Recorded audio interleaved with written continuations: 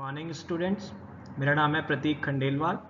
मैं श्री गोकुल और माँ गवर्नमेंट पॉलिटेक्निक कॉलेज भरतपुर में मैकेनिकल डिपार्टमेंट में एज ए लेक्चरर वर्क कर रहा हूँ।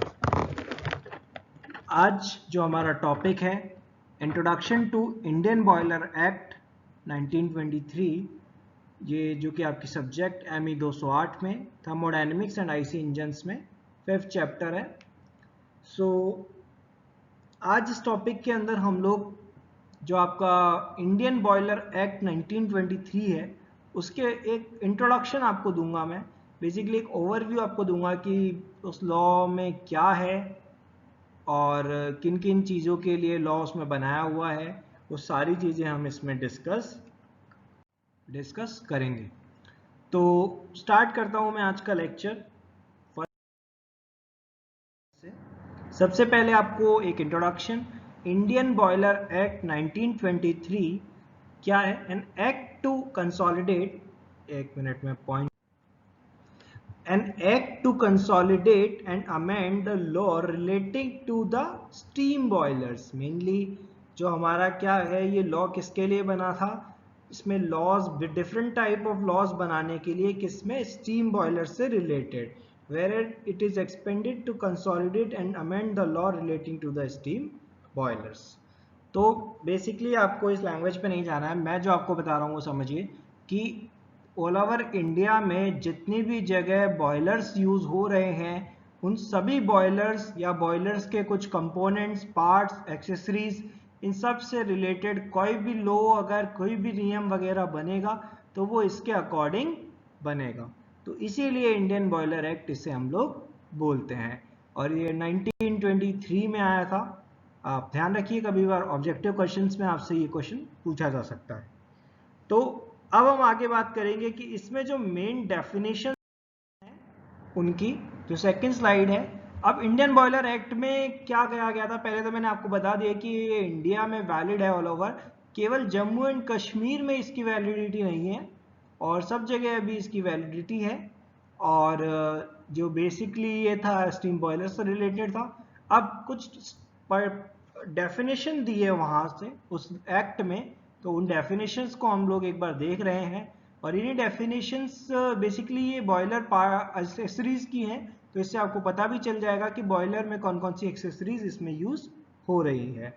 तो पहली जो डेफिनेशन है वो हम देखते हैं, वो है एक्सीडेंट की। Accident means an explosion of a boiler or steam pipe or any damage to a boiler or steam pipe which is calculated to weaken the strength, therefore so as to render it liable to explode। समझ आया?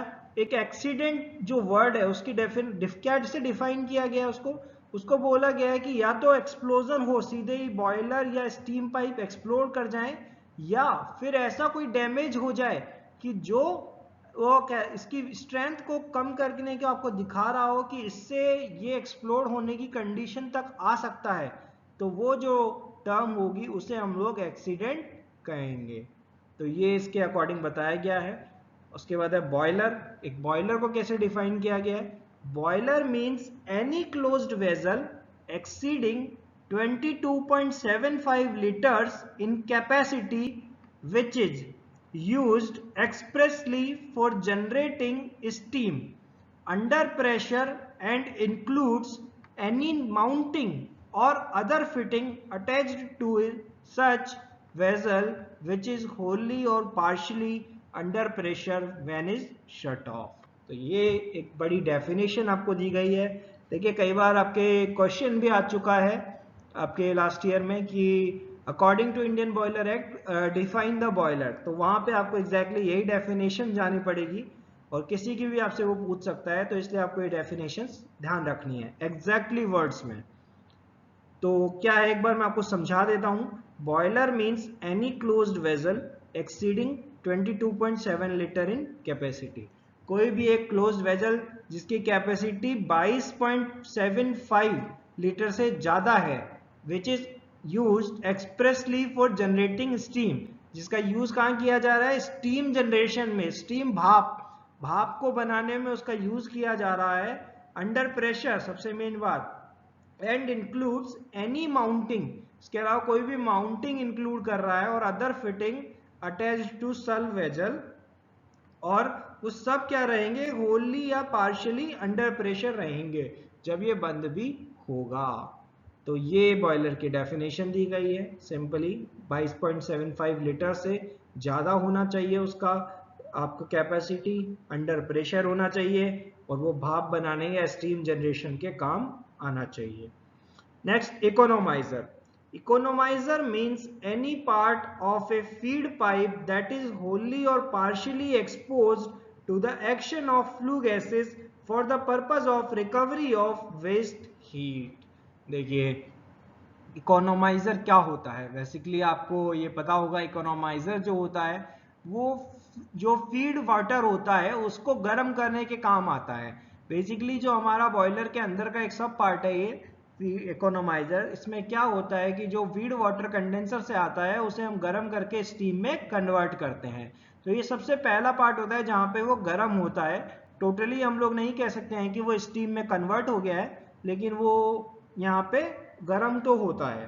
तो अब यहाँ पे वही कह रहा है कि एक्सपोज्ड होगा किससे, action of flue gases. Flue gases क्या होती हैं कि जब भी हम लोग बॉयलर के अंदर जब कोल बर्न होता है या कोई भी फ्यूल बर्न होता है तो उससे जो फ्लू गैसेस जनरेट होती हैं, जो कि हमें एक तरह से हमारा हीटिंग सोर्स है, तो उससे जो एक्सपोज रहेगा उस पार्ट को हम लोग इकोनोमाइजर बोलेंगे, और फीड पाइप का ही एक पार्ट होता है। तो ये इस तरह से इकोनोमाइजर को डिफाइन किया गया है। नेक्स्ट हम आते हैं फीड पाइप क्या होता है, इसे कैसे डिफाइन किया गया है। Feed pipe means any pipe और connected fitting wholly or partially under pressure through which feed water passes directly to the boiler and which does not form an integral part thereof। तो feed pipe को कैसे define किया गया है कि वो pipe का पार्ट जो अंडर प्रेशर होगा और उसके अंदर क्या होगा, जो फीड वाटर है वो डायरेक्टली पास होगा कहां पे, बॉयलर तक, which does not form an integral part. तो ये फीड पाइप का डेफिनेशन जो दिया गया है, इससे आगे बढ़ते हम लोग आगे की डेफिनेशंस में स्टीम पाइप वगैरह है। तो ये सो नेक्स्ट है स्टीम पाइप, जिसमें क्या लिख रखा है स्टीम पाइप का। Steam pipe means any pipe through which steam passes from a boiler to a prime mover। Prime mover turbine को बोलते हैं, और अदर यूजर और बोथ। बॉयलर का देखिए अधिकतर जो प्राइम मूवर हम लोग यूज करते हैं पावर प्लांट में वो टरबाइन ही होता है, या फिर अगर बॉयलर से हम लोग स्टीम जनरेट करके उसे कहीं और भेजना चाह रहे हैं तो वहां पे भी वो हो सकता है यूजर। तो कैसे होगा, और इफ कंडीशन भी है इसकी, the pressure at which steam passes through such pipe exceeds 3.5 kilograms पर स्क्वायर सेंटीमीटर। ये ध्यान रखिएगा कि अगर जरूरी नहीं कि वो पाइप जिसमें से स्टीम फ्लो कर रही है उसे हम स्टीम पाइप बोल दें। स्टीम पाइप तभी बोला जाएगा जब वो बॉयलर से सीधे प्राइम मूवर या फिर अदर सोर्सेस को वो स्टीम प्रोवाइड कर रहा है, और उसका जो प्रेशर है पाइप का वो एक्सीड कर रहा है 3.5 किलोग्राम्स पर square centimetre above atmospheric pressure. इसका मतलब ये गेज प्रेशर है, आप ध्यान रखिएगा। और सेकंड कंडीशन क्या है, सच पाइप एक्सीड्स 254 मिलीमीटर्स, 254 मिलीमीटर्स बोल लीजिए, 25.4 सेंटीमीटर्स बोल लीजिए, in internal diameter and includes in either case any connected fitting of a steam pipe। तो ये दोनों कंडीशंस जब फुलफिल होगी तभी हम लोग उसे स्टीम पाइप बोल सकते हैं। 24.5 सेंटीमीटर्स या फिर 254 मिलीमीटर्स इन इंटरनल डायमीटर। इसके बाद लास्ट है जो हमारा स्ट्रक्चरल अल्टरेशन की बात है, एडिशन और रिन्यूअल। देखिए स्ट्रक्चर जो है बॉयलर का या उसके कंपोनेंट्स का, वो अल्टरेशन, एडिशन या रिन्यूअल किसको बोलेंगे, shall not be deemed to include any renewal or replacement of a petty nature when the part or fitting used for replacement is not inferior in strength, efficiency or otherwise to the replaced part or fitting। तो कुल मिला के ये कुछ नहीं है, structural alteration का क्या बताया गया है कि जब भी कोई पार्ट कब उसका रिन्यूअल होगा, कब उसका चेंज होगा, वो अल्ट्रेशन होगा जब भी वो अपना जो एफिशिएंटली फंक्शन नहीं कर पा रहा है, अपने फंक्शन को एफिशिएंटली नहीं कर पा रहा है, तो उसका या तो अल्ट्रेशन होगा या रिन्यूअल होगा या फिर उसमें एडिशन होगा कुछ। तो ये हम लोग इसमें कंसीडर करते हैं। तो देखिए ये थी जो इंपॉर्टेंट डेफिनेशंस थी आपकी इंडियन बॉयलर एक्ट 1923 से। अब उसके अलावा उसके अंदर क्या क्या चीजें हैं, कुछ जो की पॉइंट्स हैं वो मैंने नोट डाउन किए हैं, वो मैं आपको बता कि उसके अंदर किन किन चीजों के बारे में बताया गया है, क्या क्या आपको बताया गया है, वो सारा एक ब्रीफ मैंने जो की पॉइंट्स हैं वो आपके लिख लिए हैं। इनके अंदर क्या है वो मैं थोड़ा आपको एक ब्रीफ में आइडिया दे देता हूं, और इतना ही आपको रिक्वायरमेंट इससे होगी। तो देखते हैं हम ओवरव्यू ऑफ एक्ट में। देखिए जितना हमने देखा, सबसे पहले वो आपको एक्ट के बारे में बताएंगे, फिर आपको उसके जो मेन डेफिनेशंस हैं उनके बारे में बताएंगे। देन उसके बाद जो रहता है वो आपका रहता है लिमिटेशन ऑफ एप्लीकेशन। ये कुछ नहीं है कि जो आप एप्लीकेशन इसकी हर जगह नहीं है। देखिए क्या होता है कि बहुत सारी जगह है, जैसे इंडियन नेवी में, आर्मी में, कहीं पे भी अगर कोई बॉयलर है तो वो इसके अंदर नहीं आता है, या फिर कोई भी ऐसा बॉयलर जो 100 लीटर से कम की कैपेसिटी का है वो भी इसके अंदर नहीं आता है। हॉस्पिटल्स वगैरह में अगर छोटे कोई बॉयलर यूज हो रहे हैं तो वो भी इसकी कैटेगरी में नहीं आते हैं। तो ये इसका लिमिटेशन है एप्लीकेशन का, कि ये हर जगह अप्लाई नहीं हो रहा है। पावर टू लिमिट एक्सटेंड, इसमें यह है कि अगर कोई लिमिट अगर हम लोग एक्सटेंड करनी है तो उसकी पावर्स कैसे दी जानी चाहिए, किसको दी जानी चाहिए, उसके बारे में यहाँ पे है। लिमिट किस चीज की, कि वही एप्लीकेशन लिमिट हो गई उसकी, या फिर उसकी जो भी आपकी यूजेबल लिमिट हो गई।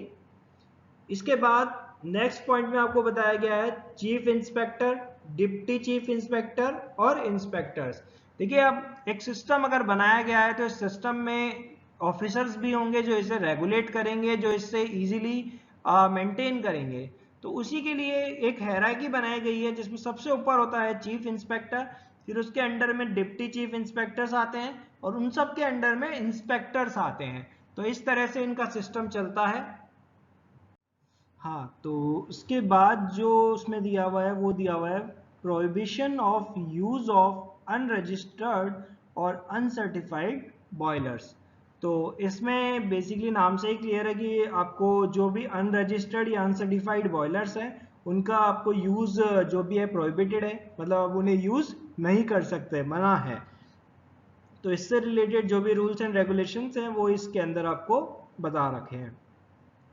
नेक्स्ट है रजिस्ट्रेशन से रिलेटेड, लाइक अगर आपके पास कोई नया बॉयलर आप परचेज कर रहे हैं या नया बॉयलर आप कर रहे हैं या कहीं से ट्रांसफर होके ले रहे हैं, तो उसका जो रजिस्ट्रेशन होगा वो आपको कैसे करना है, किन किन कंडीशंस में आप कर सकते हैं, वो उनके बारे में इस रजिस्ट्रेशन में आपको बताया जाएगा।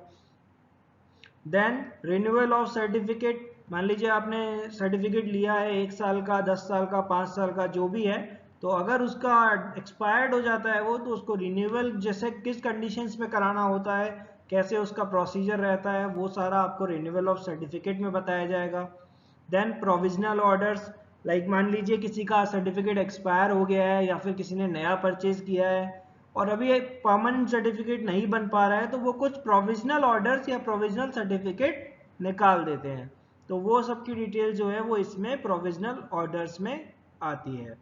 इसके बाद सेंट्रल बॉयलर्स बोर्ड, अब पूरे एक सेंट्रलाइज सिस्टम है, आप जानते हैं पूरे ऑल ओवर इंडिया के लिए, तो जितने भी इस पूरी जो चेन है इसको जो पूरा हेड करेगा या मैनेज करेगा वो कौन करेगा, सेंट्रल बॉयलर्स बोर्ड। तो ये इस एसोसिएशन का नाम इसमें बता दिया गया है, इसके क्या ड्यूटीज हैं, क्या फंक्शंस है, वो सारा इसमें बताया गया है। उसके बाद use of boiler pending grant of certificate, ये भी वही चीज है कि अभी इसका सर्टिफिकेट ना, जो भी ग्रांट ऑफ सर्टिफिकेट है अगर वो पेंडिंग है तब उस बॉयलर को हम लोग यूज कर सकते हैं कि नहीं कर सकते हैं, क्या कंडीशंस हैं उसके लिए, क्या आपको करना पड़ता है, उन सब की डिटेल्स किसमें दी हुई है, use of boiler pending grant of certificate. इसके बाद रिवोकेशन ऑफ सर्टिफिकेट और प्रोविजनल ऑर्डर। अब देखिए क्या है कि कुछ लोगों का क्या है कि जो सर्टिफिकेट अपने बनाते हैं, प्रोविजनल ऑर्डर्स या फिर सर्टिफिकेट, वो डुप्लीकेट बनवा लेते हैं या कहीं और से बनवा लेते हैं। तो उन्हें किसी भी कंडीशन में या कुछ गलत फॉल्स न्यूज देके बनवा लेते हैं, लाइक उन्होंने सर्टिफाई कर दिया कि ये कंडीशंस हमारे वहां पे है जबकि वो है ही नहीं। तो जो चीफ इंस्पेक्टर होता है वो कभी भी आपका जो सर्टिफिकेट हो सकता है उसे रिवोकेट कर सकता है, मीन्स निरस्त कर सकता है या फिर खत्म कर सकता है। तो ये सारा इसके अंदर आपको बताया गया है। इसके बाद आते हैं हम नेक्स्ट, और क्या क्या पॉइंट्स हैं जैसे अल्ट्रेशन एंड रिन्यूअल्स और टू द बॉयलर्स। जैसे मैंने आपको बताया था अल्ट्रेशन और रिन्यूअल की डेफिनेशन क्या बताई गई थी वहां पे, तो उसके रेस्पेक्ट में क्या अल्ट्रेशंस कब होने चाहिए, रिन्यूअल कब होना चाहिए, कैसे होना चाहिए, उन सब की जो भी इंफॉर्मेशन होगी, जो भी रूल्स होंगे वो यहाँ पे बताए गए हैं। सेम यही है alteration renewals to the steam pipes, वो बॉयलर्स के लिए है और ये स्टीम पाइप्स के लिए है। इसके बाद duty of owner at examination. अब देखिए क्या होता है, जब भी बॉयलर्स का चेकिंग वगैरह या एग्जामिनेशन वगैरह होता है, वो टाइमली होता है, तो उस वक्त अगर एक ऑनर है जिसके पास बॉयलर है उसकी क्या ड्यूटीज हैं ये सारी बताई गई हैं कि लाइक अगर उसे पूरी फैसिलिटी प्रोवाइड करनी है जो भी एग्जामिनर आ रहा है उसके लिए, और जो भी एग्जामिन के लिए फैसिलिटी चाहिए बॉयलर के लिए वो सारी वहां पे हो रही है कि नहीं, वो सारी चीजें उसको ध्यान रखनी है। तो ये सारी चीजें एक ऑनर की ड्यूटी होती है। Production of certificates, production of certificates का मतलब है कि देखिए अगर कभी भी डिस्ट्रिक्ट मजिस्ट्रेट, पुलिस कमिश्नर या कोई भी चीफ इंस्पेक्टर अगर ऑनर को बुलाता है उसके सर्टिफिकेट वगैरह देखने के लिए, तो उसे वहां पे ओरिजिनल अपने सर्टिफिकेट प्रोड्यूस करने पड़ेंगे।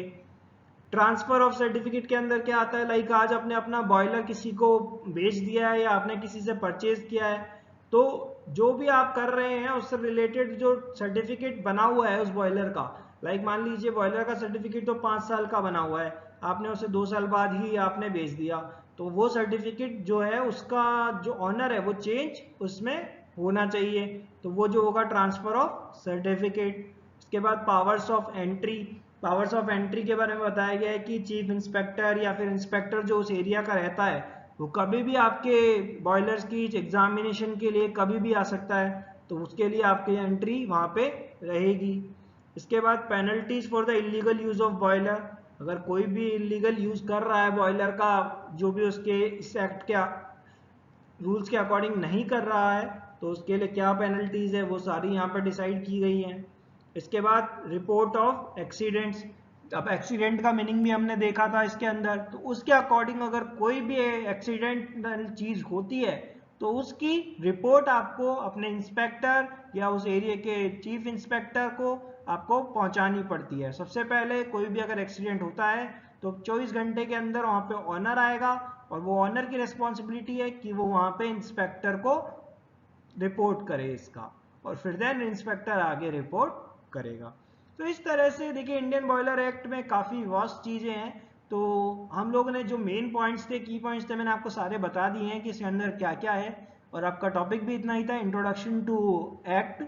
तो आई होप आपको ये क्लियर हुआ होगा, और फिर भी आप इन पॉइंट्स को ध्यान रखिए, और मेनली जो डेफिनेशंस हैं वो आपके पेपर के हिसाब से काफ़ी इंपॉर्टेंट है।